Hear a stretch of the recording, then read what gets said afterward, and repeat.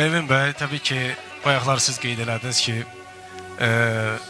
daha şairlərimizdən üzr istəyirik. Mən də arada belə cızma qara edirəm.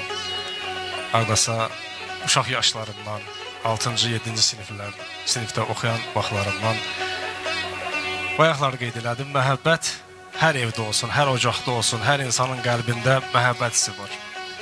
Deyir, məhəbbət olmayan evdə əgər bir insan sevgi, məhəbbət görməyibsə, olduğu digər evlərdə də üşüyəcəkdir. Qoy sevgi yaşasın, məhəbbət yaşasın. Bu şəhərin havasını sənlə almaq nə gözəldir. Məhəbbətin laylasını sənlə çalmaq nə gözəldir. Gözəl bir yer, gözəl məkan verər sevgimizə təkan. Çay süzülmüş 2 stəkan sənlə içmək nə gözəldir. Var ürəkdə min bir sözüm, sənsən mənim görən gözüm. Sən ol, bir də mənim özüm, sənlə qalmaq nə gözəldir. Hansı fəsil olur olsun, qışı olsun, yazı olsun, xəzanlı payızı olsun, sənlə olmaq nə gözəldir.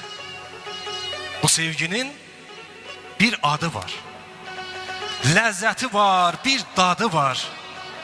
Səninlə bu ömrü ey yar, bir yaşamaq nə gözəldir. Bir yaşamaq nə gözəldir.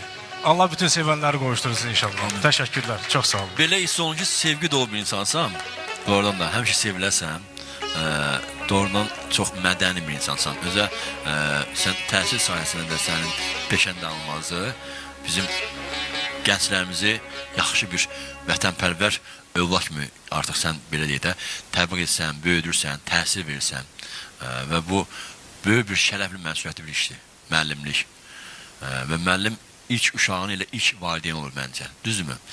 Həyat örgədən, yol göstərən, düzgün bir həyat, düzgün bir baxış. Siz kimi savadlı müəllimlərin sayəsində. Ona görə hər iki sənətin çox alqışa və qızıla layiqdir. Var olasan. Çox sağ olun. Təşəkkür edirəm diqqətiniz üçün. Minnətdarım.